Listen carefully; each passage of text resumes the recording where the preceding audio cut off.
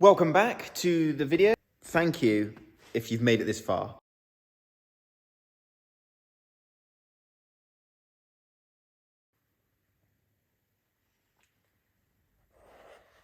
What's up, internet? Currently, I'm doing all the timing stuff, consulting YouTube, making sure I get it absolutely spot on.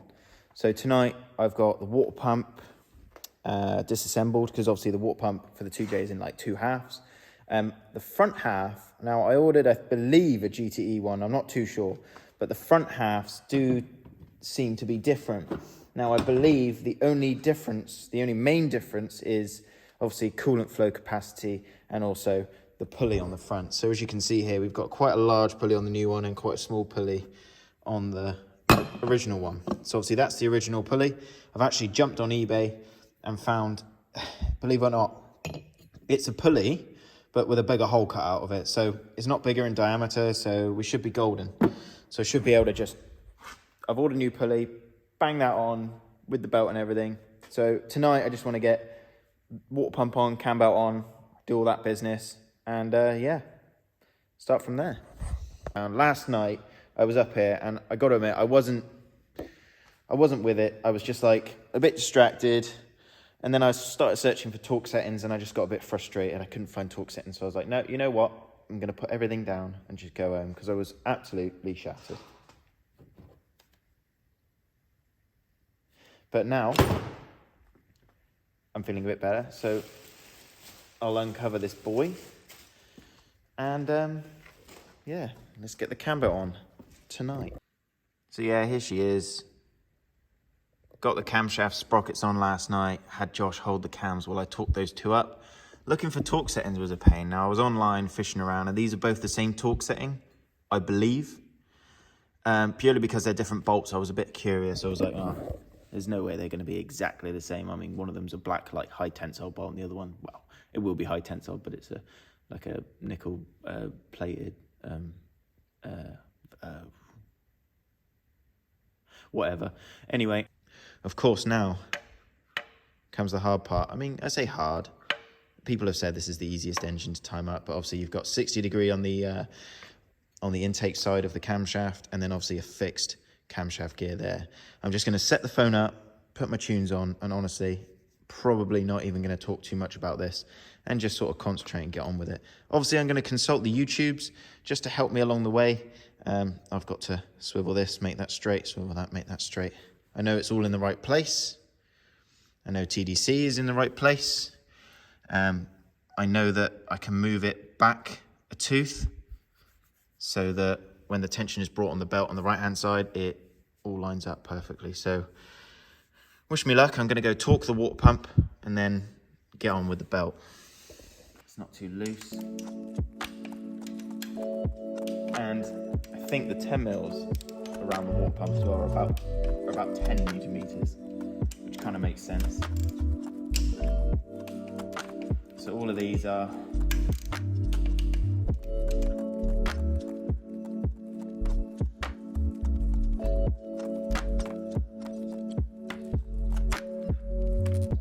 and there we have it. Cam belt is on, she's all timed up, she's all ready to go. So now the cam belt's on, sort of the fiddly bits out the way, I can start putting all the ancillaries on. It's quite exciting now. Put all the knock sensors in, put the sensor for the crank in. Yeah, I've just got to dig through all these boxes next to my up here and start piling it together.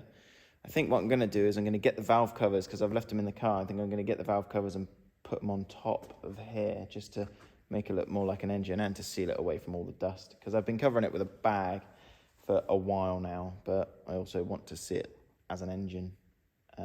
Exciting. So yes, until next time, where hopefully we'll be bolting on ancillaries, and then the next part of the video will be getting it out of that thing.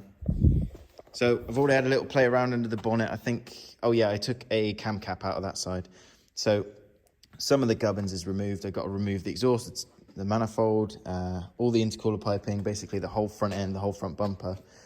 I'm going to prepare it and then yoink it. Like I said, I'm going to get the valve covers, pop them on top of the engine just to make it look cleaner. I really do need to pick up some paint for them. I won't be painting it in the evening, so that's cool. I got a free weekend, so I can do it this weekend. And get them out the back of the Golf. Of course, it's pitch black. I can't see shit, so I'm going to get my torch. Yeah, my new torch I picked up from Budget Old Halfords. Yeah, I threw my orange torch and it broke. But to be fair, this is a better torch. It's just, it looks cheap. It's a Ring Halford Special, down from 30 quid to 24.99. But with the trade card, I got it for 20, which ain't bad. I mean, pretty good.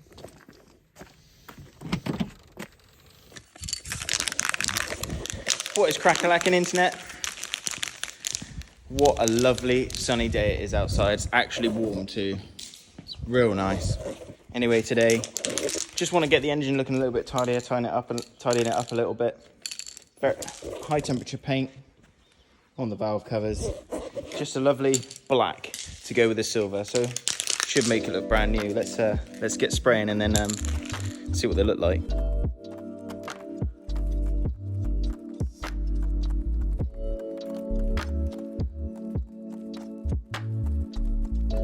But today I need to have a bit of a tidy up, get all this area ready for the engine to be pulled out of the Lexus. I said in my last video, the engine's going to be pulled pretty soon. The engine itself is all timed up. The valve covers need to go on, all the ancillaries need to go on, so it's close. I need to make that big jump and get that purchase for the adapter plate to the gearbox. So I need to send an email and just check that I'm going to order the right one. But for now, I've got to deal with this mess and probably this mess. All of this mess and that. But yeah, wish me luck. I'm not going to bother time-lapsing it because there's other people's stuff in here. Hopefully, crack on and I can start doing something with the engine today. Right, so another thing I mentioned in previous videos was the water pump. Now, the front of the water pump spindle, gear, whatever you want to call it, is quite small and it fits the original pulley quite well. Like so. See? But when I upgraded to this bigger, juicier water pump, I didn't realize that the front sprocket, whatever you want to call it, is a lot bigger. As you can kind of tell, you can kind of see in person, it's quite easy. So what I had to do was I had to find one of these, which just has a bigger hole in the center in comparison to the stock one. Now, they're both the same size pulley. It's just a different inside diameter, so I highly doubt it's going to make any difference. The only difference I can think it's going to make is it's a slightly bigger water pump. It's going to pump more water, which ain't a bad thing at all. And I've got all the hardware here, so they wind into the actual gear sprocket thing. I'm going to use Loctite because I don't trust it. Well, to be fair, they'd rattle themselves out anyway. And I'm also going to use washers with these nuts because I don't have the whatever nuts they're called. I can't remember. I don't have like those nuts, like these nuts. I don't have them. So anyway, put some Loctite on, put them on the water pump.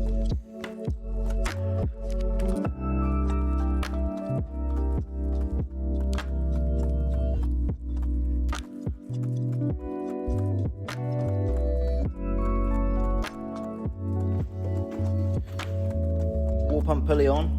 Not too sure if I'm going to keep these bolts on or if I'm going to go get some sort of lock-in nylon threaded nuts. But lower cam cover on. I believe I don't have to touch anything else behind there now. Tension's all torqued. Yeah, it's just the actual auxiliary belt bits. The auxiliary belt tensioner. I think this is the bracket for the inlet manifold. I've got the oil filter and coolant lines. The only issue with these parts is they're filthy. So I'm going to spend some time cleaning them up now with a wire brush and stuff, making them look good, ready to go on the car, because I can't exactly put old rubbish looking parts on there, can I? To be fair, you won't even see this bit. I might get away with this. I might just clean it with some brake cleaner. We'll see. Anyway, I'm going to do some cleaning in the joys.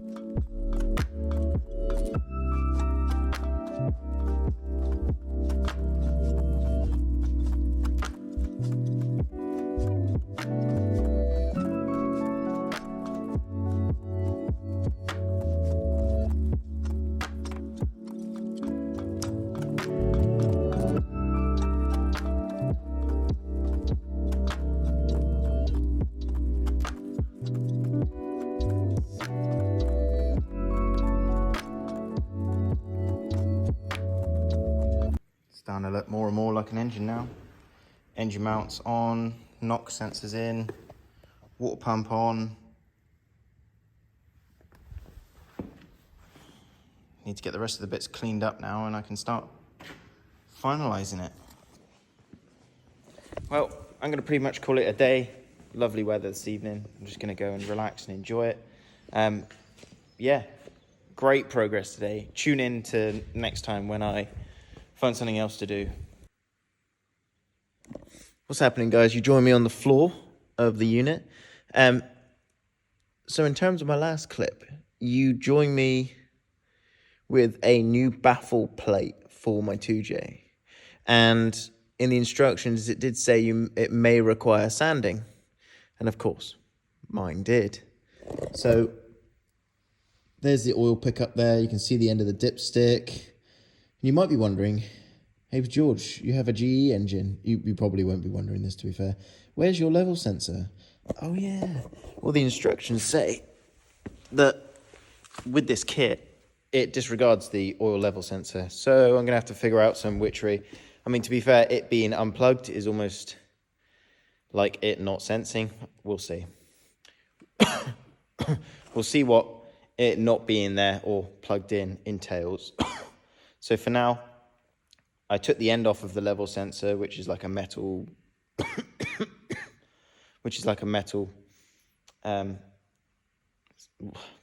sender stick. I've taken that out and then just reinserted this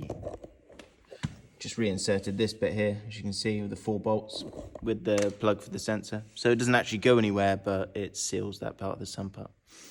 So yeah, anyway, I want to get the rest of the baffle on. So that's what I'm going to do tonight. Enjoy the time lapse.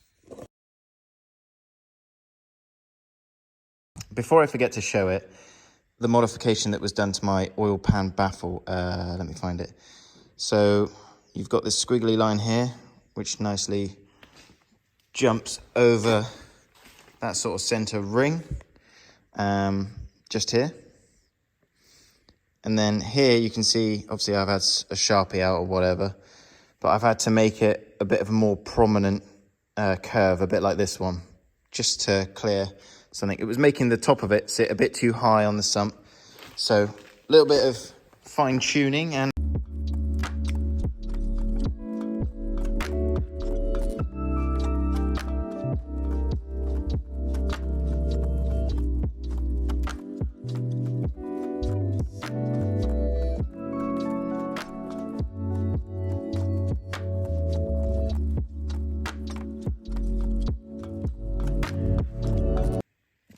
well, that's it. Oil pan on, baffle plate in, all torqued up.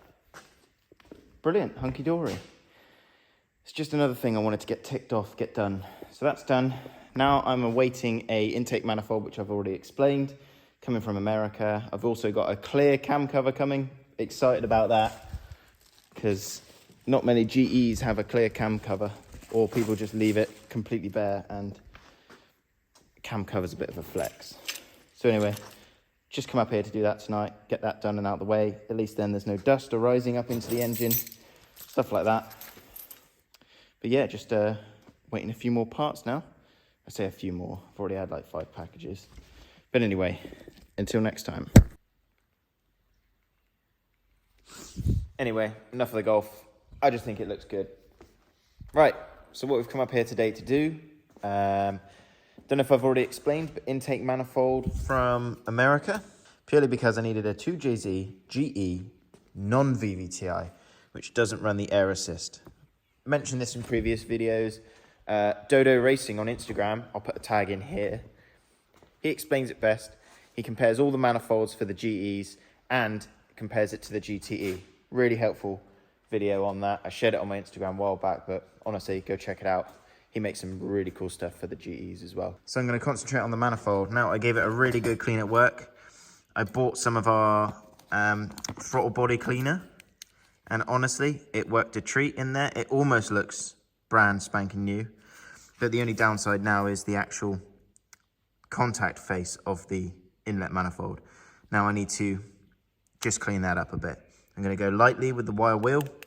I know it might be a bit too coarse, which is why I'm going to test it on the EGR recirc, which my engine doesn't have. Right, so that's the intake plenum cleaned up. I've got the engine uncovered. It's time to take the intake plenum off of the current engine because I won't be using this piece. Like I said before, it's got the air assist tube on it. It's that tube there.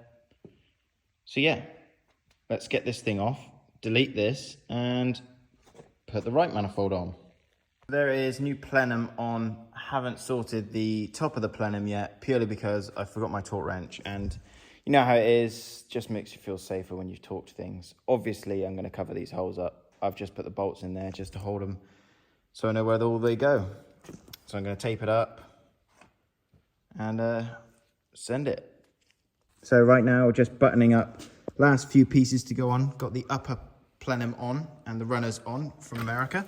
Fuel rail is on at this moment in time. Just putting all the fuel pipes and I think then wiring. So move the new engine closer to the old engine.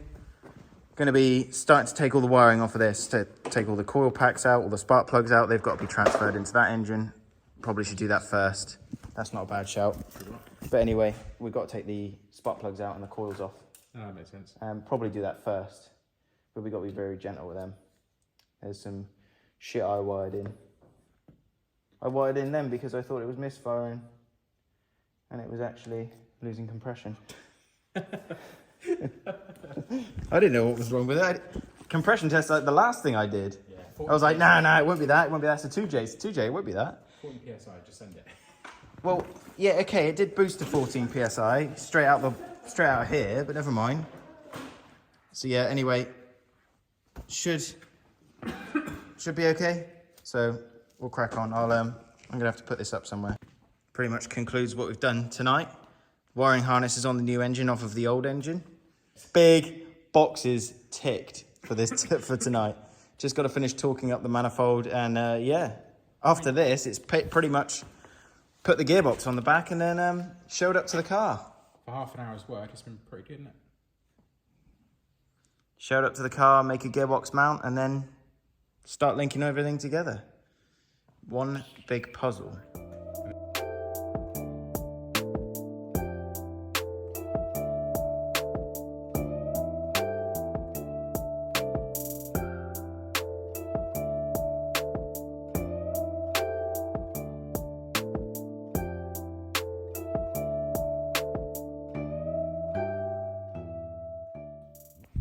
Well, that's it. That concludes another night up here at the unit. Going to cover the engine back up. So progress today. Got the intake manifold on, all torqued up. Lo and behold, it's going to be all right. Plugged everything in, got the harness on the engine. I do need to modify the clear cam cover slightly to make it fit. But other than that, it's getting closer now. Got it mostly back together. At the moment, I'm running around trying to find the valve cover bolts, but I had to modify the cam cover so it fit over the wiring harness. Other than that, I'm at a stopping point here with the engine, which is good. It's a good thing, don't worry. I'm at a stopping point with this. I need to crack on and get the clutch pedal done in that. I will explain it more in the next sort of clips.